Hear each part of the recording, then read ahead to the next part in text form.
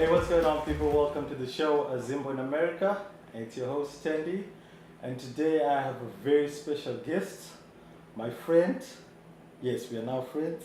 My brother. Yes, we're now brothers. Ladies and gentlemen, I present to you Maz Jobrani. Maz, thank you very much. Thanks for having me, man. Thanks for having me. He told me this is the biggest show in all of Zimbabwe, so I'm happy I'm going to be going viral in Zimbabwe. Yes, sir. Yes, sir. Thank you for making it happen. Thank you for making it happen. Thank you, man. I mean, you have a busy schedule, and we thank you for making time, for taking our time to just talk to us, and No problem. I felt you guys are good people. You were at the show last night, and I felt a good vibe, and we said let's sit down for a minute. So why not? All right. Thank you very much, Maz. To get us started, maybe you could introduce yourself to the Zimbabwe. Yeah, Zimbabwe. I am Maz Jobrani, born in Iran, grew up in America, stand-up comedian, and just living the life of an immigrant in America now. But I've traveled all over the world doing comedy, and I would love to come to Zimbabwe and do comedy. So let's make it happen. I think we have a lot in common. Coming from our backgrounds, I think we have a lot in common. So let's talk, Zimbabwe. Let's talk. Thank you. You hear that, Zimbabwe? Maz is ready for you. All right. Maz, when you started comedy, yeah, I remember from what you were saying from your show yesterday, your father was a bit strict.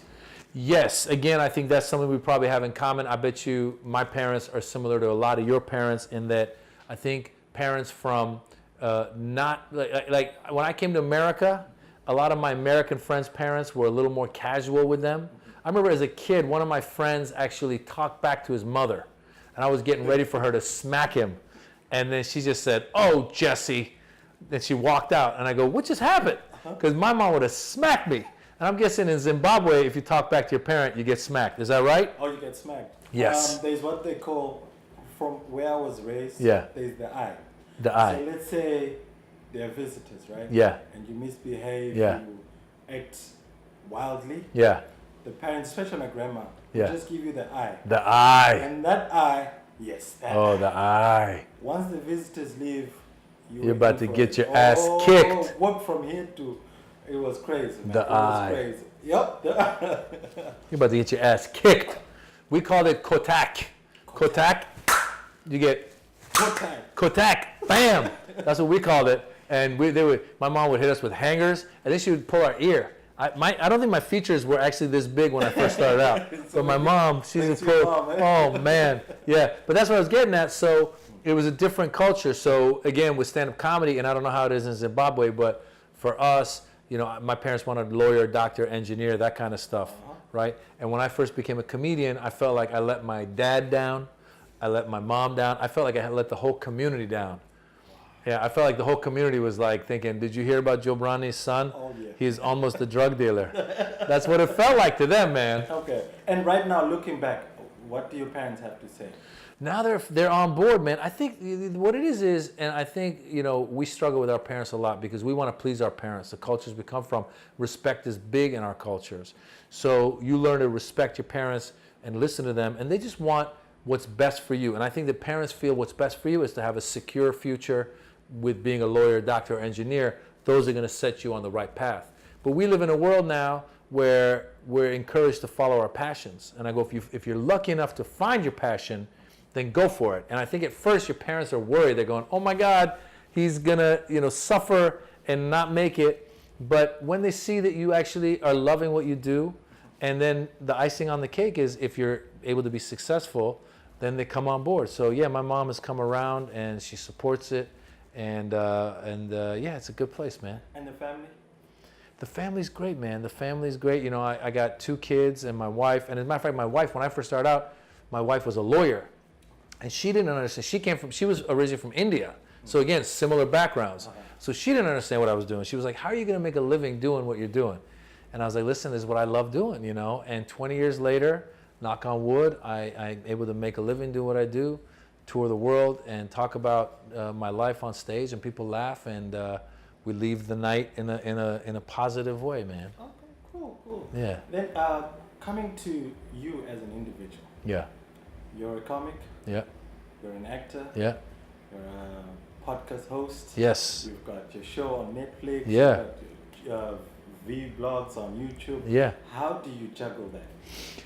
You know, I And try. Being a comedian on top. Yeah, I try. First of all, touring, I'm lucky to be able to tour. So I tour based on my own calendar, and I try to leave the house when I leave to go away because my kids are 10 and 8. So I try to leave as late as possible in the week. So if I have shows on a Thursday, I'll fly out on a Thursday, get to the place I'm going to, do my shows, and be back on the earliest flight Sunday. So I'm around most of the week. And when I'm around, you know, I try to schedule everything so that when the kids are out of school, I'm pretty much done with whatever work I got to do that day. And then I just spend time with them. And we know modern parenting, I don't know if it's the same in Zimbabwe, but modern parenting in the US now, there's a lot of pressure to be with your kids and be around the kids and take them to sports and all this other stuff. So I try as much as I can to be present, man. And it feels good. Once in a while, they help me slow down. Because I'm always, you know, you're on your phone trying to do business and you go, well, you know what, put this aside and watch your daughter play golf. You know, Okay. she plays golf. I never thought I'd be watching anybody play golf. Wow, that's nice. Yeah, but That's nice. yeah, And I'll come to your show. yeah, Okay, I've seen your shows, and I was privileged to be at one yesterday. yeah. Before you start your show, I noticed you ask for people's backgrounds, nationalities, ethnicities, names, etc. And surprisingly, you managed to remember the names and pronounce them correctly. Yeah. Why is it? Is it a way that you get to know your fans or your viewers? Why is it? Well, I like to talk to the audience. I'm curious who's in the audience. Okay. Because when I first started out in America, my audience was just American. Then when I got known in the Persian and Arab and Muslim communities, people from those backgrounds started coming. Then, like you said, Netflix, TED Talk, this, that, the other, suddenly people start coming from a lot of different backgrounds. And I realized more and more how much we have in common.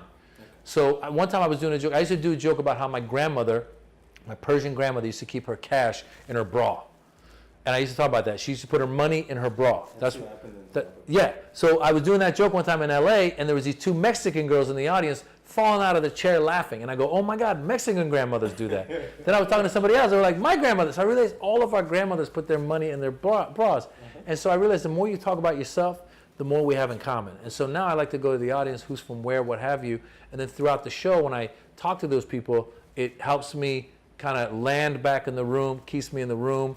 And as much as, you know, I have my material, sometimes it'll lead to different jokes. So I like to do that. I like to do crowd work and change it up a little bit. Oh, okay. Yeah. Cool. And coming to comedy in Africa, in Zimbabwe there was a time where only a few names were known. Yeah. That, you know what, Zimbabwean comedy is this guy and this guy. But right now it's just grown big and it's exploded. Yeah. What's your take on African comedy? Have you performed with any? Have you... Well, first of all, I think that comedy is in a renaissance all over the world, and I think part of that is Netflix and YouTube and all this other stuff. I think people, you know, I think stand-up comedy as we know it kind of was grown in America in many ways, so where you go up and talk about your experiences in your life. Guys like Richard Pryor, George Carlin, those guys really brought that up, Lenny Bruce. And so I think now, though, it's spread all over the world. So I've gone to the Middle East and done shows. I've gone to Australia to do shows. I've gone to Europe to do shows. And I've never had a chance. I was going to go to South Africa, but that didn't happen because of scheduling stuff. But yeah, I got a chance to work with Loiso Gola out of South Africa. We worked at the Montreal Comedy Festival together. He was great. Yeah, he did a funny joke. What's his joke? He goes, I am African, like I am African. He's like, I'm really African, like I'm like really, he goes, I'm so African, like I just came from Africa yesterday. It's hilarious, man. So it's funny, and as somebody who's not from South Africa or from Zimbabwe or from anywhere in Africa, right, I still get it. It's still funny, right? And of course we know Trevor Noah. I've met Trevor, and yeah, I know there's some very funny guys out of that area, and I feel like the same way when we went with our Access to Evil comedy tour in 2007, we went to the Middle East and did shows. We had local guys opening for us. I feel like going to Zimbabwe and doing shows with other comedians from Zimbabwe, I think could really work. Yes. A comedian. Yeah. One presidency of a country. Yes. Yeah, you know, recently this guy, was it Ukraine where he won? Yep, This Ukraine. comedian in Ukraine won the presidency, and it's funny, I got a few messages from people going like, are you going to go win the presidency of Iran? I was like, no, man, I like making fun of the leaders. Not You know, being a leader. I don't want to be a leader. I want to make fun of the leaders of Iran. I want to make fun of, you know, the president of America. I like being on this side, man. All right. Let's talk about racial issues. Yeah. They seem to be close to your heart in most of the shows that you do. Yeah, I think, you know, again, I'm a big fan of Richard Pryor's. I was a big fan of Eddie Murphy's first, and then I became even a bigger fan of Richard Pryor's. And one of the reasons is because he took on a lot of social issues. And I think as a comedian, if you can talk about social issues and make it funny, then you've won. If you got a message underneath what you're saying, then you've won.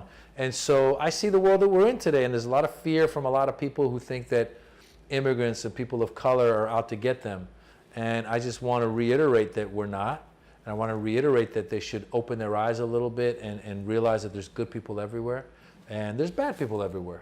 So it doesn't matter what your background is, you know, we can all get along. And so I hope that that's one of the messages people get from my show. I hope they come out, they laugh, they loosen up. You know, we're going to talk about everybody in the audience, and we're going to talk about some politics and stuff, especially nowadays with Trump in America. You know, I got to call him out. It's been really hard to keep up with Trump because he says so much crazy shit all the time. It's been really hard. I swear to God. Listen, I don't know if you remember, a little while ago he was doing a press conference, and I actually was watching. I felt sorry for him because he was doing the press conference. For no reason, he decided to volunteer some information. Nobody asked him. He just decided, by the way, I just want everyone to know that I won this election with the most electoral college votes since Ronald Reagan. And the reporter goes, sir, actually, Barack Obama had more electoral college votes than you did. And he goes, okay, fine, but I won with the most electoral college votes for a Republican since Ronald Reagan. And the reporter goes, sir, actually, George Bush Sr. had more electoral college votes than you did. He goes, okay, fine, well, I won with the most electoral college votes for a Republican in this election. Can we agree to that? So it's a big thing that I do, and I feel if you have a message in your show, then to me that's a deeper level that I love. So you're not a terrorist, but you've just played one on TV. That's my other special. I wrote a book. I'm not a terrorist, but I played one on TV, and I'm not playing them anymore on TV. So yeah, man, only fun, good parts. So your family, your son, is it your 10-year-old son? Yeah. Asked you a question that you didn't have an answer for. Yeah. And you said that inspired you to start your podcast and everything. Yeah, so the podcast is called Back to School with Maz Jobrani, and we bring in experts from all walks of life to teach us about a topic each week, and we try to make it funny as we go along. So our first episode was with someone named Reza Aslan, who is he's an expert on God and religion. He wrote a book about God and humans' relationship to God. That was our first week. And then the second week is my buddy who's John Buscemi. He's a shoe entrepreneur. He's got a company called Buscemi. So we went from God to shoes and everything in between. So yeah, we bring in these experts, and if people tune in, it's a good way to listen for an hour, get your exercise in, get your driving done, learn something, and laugh a little along the way. Back to School with Maz Jobrani. All right. Lastly, Maz, what are your parting words to the millions watching from Zimbabwe and all over the world? People of Zimbabwe, I hope you guys laugh and enjoy comedy. It's a great way to release some stress. I hope we can make it work, that I come out there and get to see your beautiful country. And I just want to say, don't forget to laugh. Do something good today. Do something good for somebody, all right? Spread the laughter.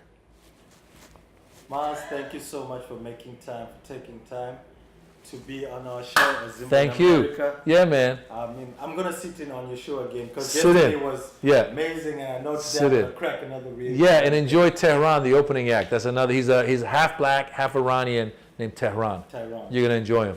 Ladies and gentlemen, you've been watching a Zimbo in America, and we had our very special brother on the show, Maz Jobrani, and we'll see you next time. Thank you. Great. Thank you. Hey, man. And I told her, I said, there's a reason why there's 1 billion Indians in the world. Yeah, your guys' genes are so dominant. Anyone sleeps with an Indian, the kids are coming out Indian. Iranian, Indian, black, Indian. Friend of mine, wife's not even Indian. She had Indian food one night, the kids came out Indian.